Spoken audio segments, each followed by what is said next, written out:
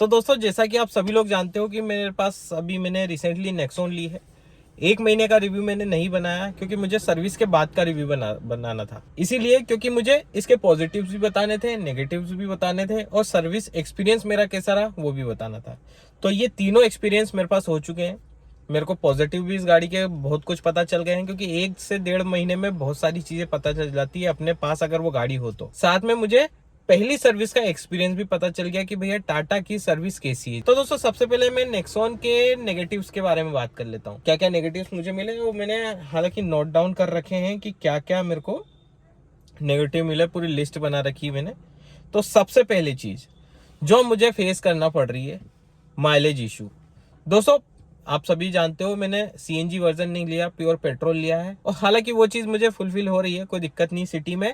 तो सिटी में जो मेरे को माइलेज मिल रहा है, गाड़ी की एक प्रॉब्लम ये है कि इसका जो ओडोमीटर है, जो इसका एमआईडी है, उसमें 8 किलोमीटर से नीचे माइलेज दिखाता ही नहीं है। बाय डिफॉल्ट कंपनी ने सेट करा है कि 8 किलोमीटर दिखा रहा है, लेकिन एक्चुअल में 8 किलोमीटर का माइलेज सिटी में नहीं है इस गाड़ी का। हालांकि अभी पहली सर्विस है, इसमें ज्यादा कुछ मेजर चेंजेस नहीं होता है, नॉर्मल चेकअप होता है। इस गाड़ी में जो मुझे लगता है अभी 6, 5.5, 6, 5.5, 6 या 7, इससे ज्यादा का सिटी में माइलेज नहीं आ रहा है। 8 से नीचे नहीं दिखाता, ऊपर दिखा देता है। और ऊपर भी कब दिखाता है, जब मैं किसी रिंग रोड पे या फिर ऐसे रोड पे चले जाता हूँ जहाँ पे गियर चेंज नहीं करना पड़े बार बार।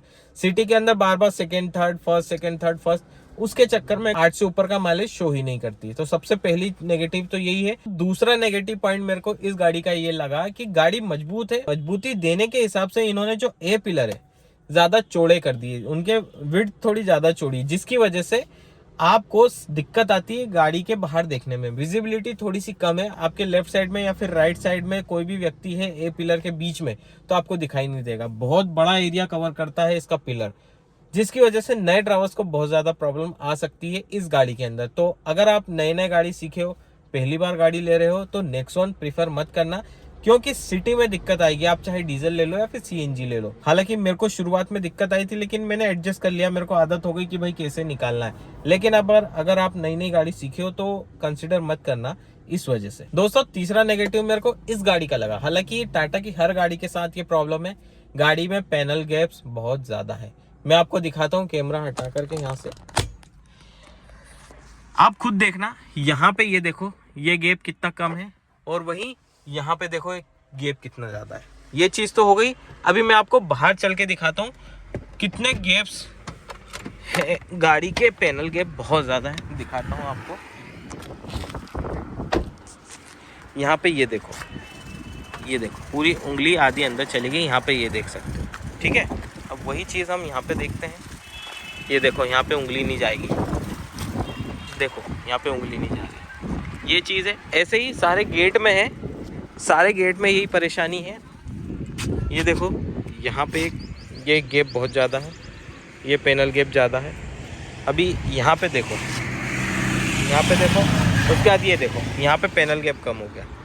हर जगह पैनल गैप देखो। अब यहाँ पे देखो, यहाँ पे प्रॉपर दिख रहा है ना, ये पैनल गैप कम दिख रहा है। अभी मैं दूसरी साइड आपको बताता हूँ।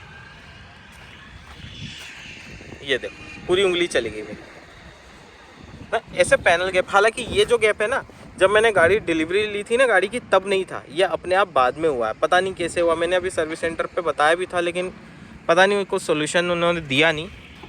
यहाँ पे ये भी है, ये देखो, इस तरह से पैनल गैप बहुत ज़्यादा है गाड़ी के अंदर। दोस्तों, अगर ये चीज़ आपके कंसिडरेशन में नहीं है तो गाड़ी प्रीफर कर सकते हो। अगर आपको फिट एंड फिनिश अच्छी चाहिए तो टाटा आपके लिए नहीं है। और दोस्तों, नेक्स्ट नेगेटिव क्या है इस गाड़ी का, इसका हॉर्न।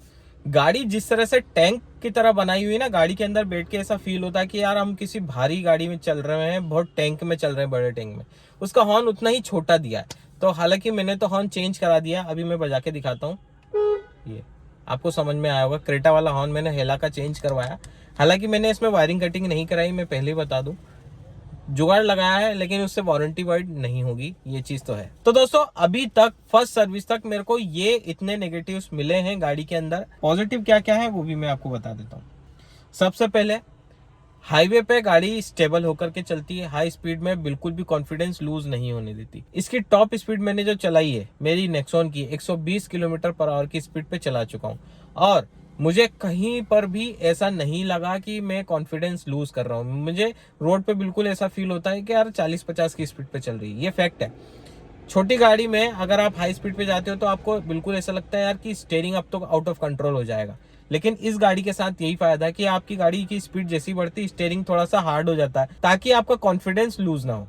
गाड़ी बहुत स्टेबल होकर के चलती है। हाँ, आपको थोड़ा सा बॉडी रोल जरूर मिलेगा, हल्का सा स्टीयरिंग काटोगे तो बॉडी रोल मिलेगा, वो तो रहता ही है, क्योंकि इसका सस्पेंशन इतने सॉफ्ट है, इतने अच्छे हैं, जिसकी वजह से आपको थोड़ा सा बॉडी रोल देखने को मिलता है। लेकिन हाँ, गाड़ी स्टेबल होकर के चलती है। जब आपको किसी गाड़ी को ओवरटेक करना है तो आप स्पोर्ट मोड में लगाते हो ना, गाड़ी एकदम रॉकेट की तरह बनती है। आपको ना गियर डाउन करना है ना अप करना है, जिस गियर में चल रहे हो बस रेस दो, पंजा दबाओ, गाड़ी एकदम रॉकेट। आपको फील होगा पीछे झटके से जाओगे आप, बिल्कुल बहुत मजा आता है वो वाले मोड में चलाने में। उस मोड पे आप किसी भी चढ़ाई पर, खड़ी चढ़ाई पर भी चढ़ाओगे ना तो एकदम बढ़िया सा फील आएगा। इंदौर के पास में एक जाम गेट है, अगर जो इंदौर का होगा वो समझ जाएगा जाम गेट कहाँ पे। उस पे एक माता जी का मंदिर है, एकदम खड़ी चढ़ाई पर मंदिर है।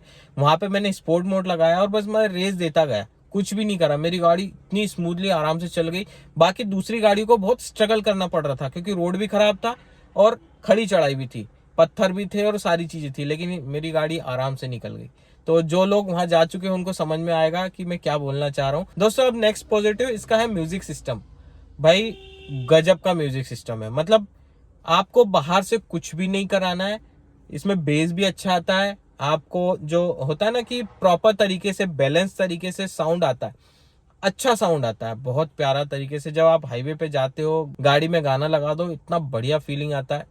हरमन कार्डन का म्यूजिक सिस्टम में 4 स्पीकर आपको मिल जाते हैं। हालांकि बड़े वेरिएंट में जाओगे तो आपको चार ट्विटर भी मिल जाते हैं, लेकिन मेरे उसमें 4 स्पीकर है। बहुत ही बढ़िया गजब का परफॉर्मेंस है इसके म्यूजिक सिस्टम का। कहीं पर भी इसका जो टच पैनल है आपको लैगिंग नहीं मिलेगी, प्रॉपर रिस्पॉन्ड करता है। नेक्स्ट पॉजिटिव गाड़ी का, लॉन्ग ड्राइव पे आप जा रहे हो, मान लो 500-1000 किलोमीटर जा रहे हो, सभी पैसेंजर्स के लिए कंफर्टेबल गाड़ी है। मेरी फैमिली के हिसाब से मैं लंबे रूट पे गया था, 400-500 किलोमीटर सिंगल रन। मेरी गाड़ी में बिल्कुल भी सफोकेशन नहीं हुआ, मेरी फैमिली में बिल्कुल भी किसी को परेशानी नहीं हुई। मेरी मम्मी है, उनको थोड़ा मोशन सिकनेस का प्रॉब्लम रहता है, लेकिन उनको भी कोई परेशानी नहीं आती मेरी गाड़ी में, नेक्सॉन में स्पेशली, क्योंकि सस्पेंशन तो अच्छे हैं ही, साथ में गाड़ी के अंदर थोड़ा सा स्पेस भी खुला खुला है मेरी फैमिली के हिसाब से। तो मेरे को तो कंफर्टेबल लगी और मेरी फैमिली को भी, पीछे साइड वालों पैसेंजर्स को भी कंफर्टेबल लगी गाड़ी, कहीं से भी कोई परेशानी नहीं आई। नेक्स्ट पॉजिटिव इसका, जैसा कि मैंने पिछले पॉइंट में ही कवर कर दिया, कि इसके सस्पेंशन बहुत प्यारे हैं। छोटे मोटे गड्ढे तो पता ही नहीं चलने देती गाड़ी की आपकी गाड़ी गड्ढे पे से निकल गई, क्योंकि सस्पेंशन इतने परफेक्ट तरीके से ट्यून किए हुए हैं। मतलब बोल सकते हो कि छोटे मोटे गड्ढे तो पता ही नहीं पड़ना है। आप बड़े बड़े गड्ढे उनमें भी गाड़ी जाएगी ना तो बाहर गाड़ी के अंदर झटका नहीं लगेगा, बस ऐसी होगी, जैसे जहाज पानी में कैसे होता है, ऐसी होगी, बिल्कुल भी झटका फील नहीं होगा। सस्पेंशन बहुत प्यारे हैं दोस्तों। इसका सबसे बड़ा और सबसे तगड़ा पॉजिटिव मेरे को जो फील हुआ इस गाड़ी में, हाईवे का माइलेज। भाई पेट्रोल में इतने माइलेज की उम्मीद इतने बड़े इंजन से या इतनी भारी गाड़ी से आप नहीं कर सकते हो। हालांकि मैंने गाड़ी की पहली सर्विस कल कराई है। आज क्या तारीख हो रही है? आज तारीख हो रही है 15 मार्च। 14 मार्च को मैंने फर्स्ट सर्विस कराई है, और उसके पहले मैं लॉन्ग ड्राइव पे गया था और हाईवे पे मेरी गाड़ी आराम से 95 से 100 के बीच में रही। मेरी गाड़ी ने प्रॉपर माइलेज दिया है इंदौर से जा करके वापस आने तक में 19.8 का। सिटी में थोड़ा गिर जाता है, लेकिन हाईवे पे 19.8, मतलब बोल सकते हो कि 20 किलोमीटर पर लीटर का माइलेज दिया। उम्मीद नहीं कर सकते थे नेक्सॉन से। हालांकि उसके लिए मैंने ट्रिक फॉलो करी, बहुत सारे यूट्यूब पे वीडियोस देखे थे, मैंने रिसर्च करी कैसे करना है, तो उनको फॉलो करते हुए बकायदा मेरी गाड़ी ने 20 का माइलेज दिया। और उसके लिए स्टेबल होकर के मेरी गाड़ी मैंने चलाई। मतलब कैसे चलाई, थोड़ी संभाल के भी चलाई। इसमें मीटर आता है इंस्टेंट फ्यूल इकोनॉमी का, उसका लेवल हमेशा मैंने हाई रहने दिया और इको मोड पे मैंने गाड़ी चलाई। एक कांस्टेंट स्पीड पे मैंने गाड़ी चलाई। सिटी वगैरह कुछ आ गई, गांव आ गए तो वहां पे थोड़ा सा मैंने सिटी मोड एक्टिवेट कर लिया था। बाकी पूरे हाईवे मैंने इको मोड एक्टिवेट करा। जब भी मेरे को किसी गाड़ी को ओवरटेक करना था, स्पोर्ट मोड लगाया और गाड़ी को आगे भगाया, ओवरटेक करा, वापस इको मोड लगा दिया, बस। इसके अलावा मैंने कुछ नहीं करा। आराम से मेरी गाड़ी ने 20 का माइलेज दे दिया। बस यही ट्रिक आपको फॉलो करनी है जब आप कहीं पर जाते हो। चढ़ाई जैसे हिली एरिया है, हिली एरिया में आप इको मोड पे नहीं चढ़ा पाओगे, गाड़ी में ऐसा लगेगा कि यार पावर की कमी आ रही, तो वहाँ पे आपको सिटी मोड या फिर स्पोर्ट्स मोड में लेकर के आना पड़ेगा, वहाँ पे आपका माइलेज ज़रूर ड्रॉप होगा। लेकिन कांस्टेंट स्पीड पे आप चलते हो ना लीनियर सरफेस पे, वहाँ पे आप आराम से 20 का माइलेज निकाल सकते हो। मैंने सुना है कि तीसरी सर्विस के बाद नेक्सॉन का माइलेज बढ़ता है, लेकिन मेरी गाड़ी सर्विस से पहले ही 20 का दे रही है। सोच लो अगर मैं नेक्स्ट टाइम लंबी ट्रिप पे गया सर्विस के बाद, तो मेरी गाड़ी हो सकता है 25 का भी निकाल दे। और मैंने सुना है कई लोगों का 25 का माइलेज भी निकल रहा है पेट्रोल पे। तो दोस्तों ये गाड़ी के नेगेटिव्स और पॉजिटिव्स थे। अब बात करते हैं सर्विस एक्सपीरियंस की, जो तीसरा नया एक्सपीरियंस है। देखो मैंने क्या करा था, मैंने 14 तारीख को सर्विस कराई, मैंने 13 तारीख को बुकिंग कर ली थी सर्विस सेंटर से। मेरे पास कॉल नंबर था, डिटेल मेरे को मेरे एजेंट ने दे दी थी कि आप इस नंबर पे कॉल करोगे। पहली चीज़ यार, इसमें जो ऐप बनाई है ना टाटा ने, कनेक्ट ही नहीं होती मेरे, ना एंड्रॉयड में हो रही है ना आईफोन में हो रही है, ठीक, कनेक्ट ही नहीं होती जिससे मैं अपनी सर्विस बुक करूँ। इसलिए मैंने कॉल करा, कॉल करके बुक करी सर्विस। मुझे कल का अपॉइंटमेंट दिया गया था 11:30 बजे का। मेरे पास कॉल आया था कि सर आपकी आज बुकिंग है 10 बजे, मतलब 10 बजे मेरे पास कॉल आया था कि सर आज आपकी सर्विस बुकिंग है, आप जल्दी आ जाइए तो मैं जल्दी आपकी गाड़ी पिक करा दूंगी। एक फीमेल थी, सीनियर थी। मैं 11:15 बजे पहुंच गया। 11:15 बजे मैंने गाड़ी लगाई, मैंने वहाँ एंट्री देखी, मेरा नाम नहीं था वहाँ पे 11:30 बजे के उसमें। मेरे से बाद में जो लोग आए थे उनकी गाड़ियां पहले ले ली गई क्योंकि उनका अपॉइंटमेंट था। मेरा अपॉइंटमेंट लेने के बाद भी मेरा 11:30 बजे नंबर नहीं आया, मेरा नंबर आया 12:15 बजे।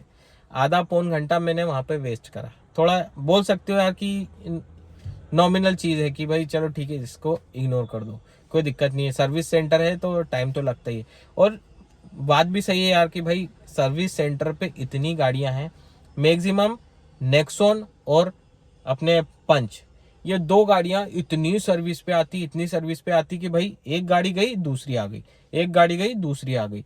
और दोनों गाड़ी नेक्सॉन पंच, नेक्सॉन पंच, इक्का दुक्का टियागो और कर्व दिखी मेरे को, बाकी कोई गाड़ी नहीं दिखी। तो गाड़ियां भी ज्यादा है, हालांकि अब उनकी भी गलती नहीं है, तो थोड़ा वेट अपन ने कंसिडर कर लिया।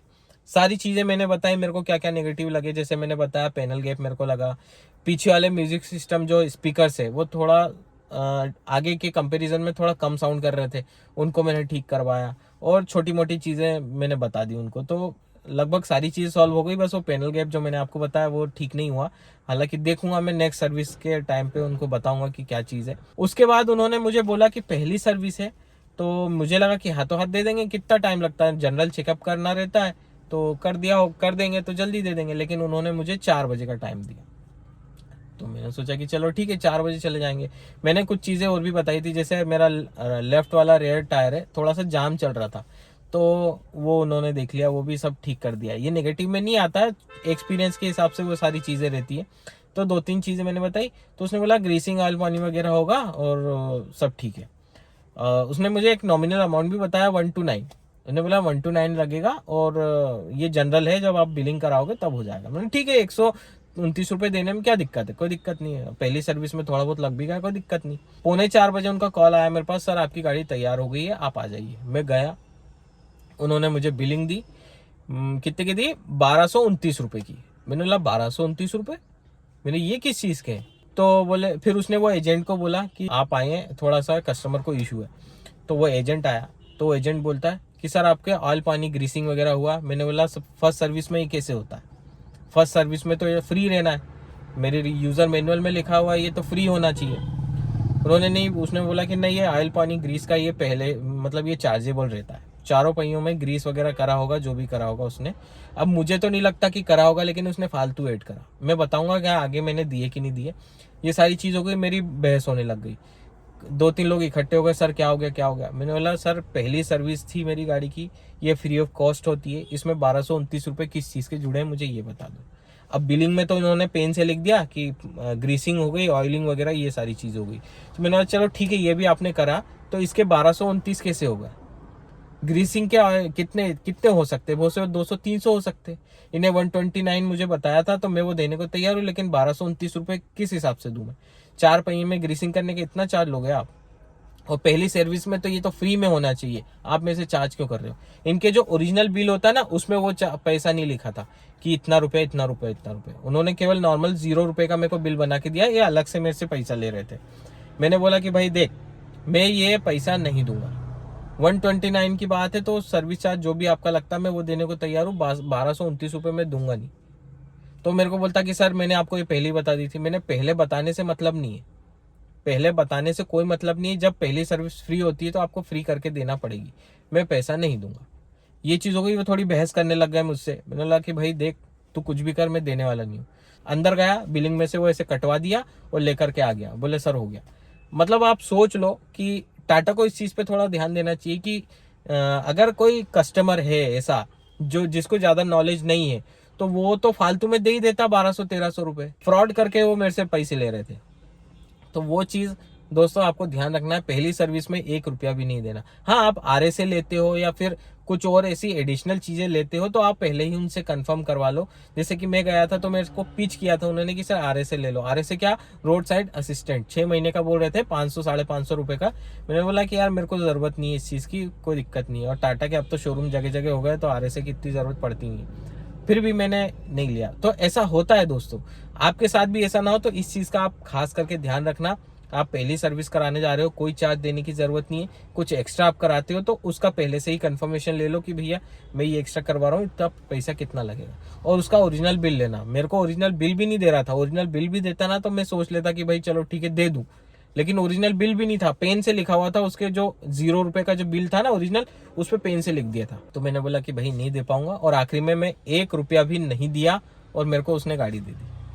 तो ये होता है दोस्तों, बेवकूफ़ बनाया जाता है। देखो मैं यहाँ पे टाटा को डिफेम नहीं कर रहा, मैं खुद टाटा की गाड़ी यूज़ कर रहा हूँ। मेरी फैमिली में बहुत सारे लोग टाटा की गाड़ी यूज़ कर रहे हो। गाड़ी प्रोडक्ट बहुत अच्छा है, लेकिन सर्विस पे टाटा को थोड़ा ध्यान देना चाहिए। तो यही है दोस्तों, यही पूरा एक्सपीरियंस था। अब हम बात करेंगे गाड़ी के 6 महीने होने के बाद कि 6 महीने में और क्या क्या पॉजिटिव मेरे को मिले और क्या क्या नेगेटिव मिले। और मिलेंगे, ये तो गारंटी है, पक्की बात है, नेगेटिव भी मिलेंगे पॉजिटिव भी मिलेंगे। तो आपको डिसीजन करने में आसानी रहेगी कि नेक्सॉन पेट्रोल आपको लेना चाहिए या नहीं। ठीक है, मिलते हैं फिर नेक्स्ट वीडियो में, तब तक के लिए सेफ एंड गुड बाय।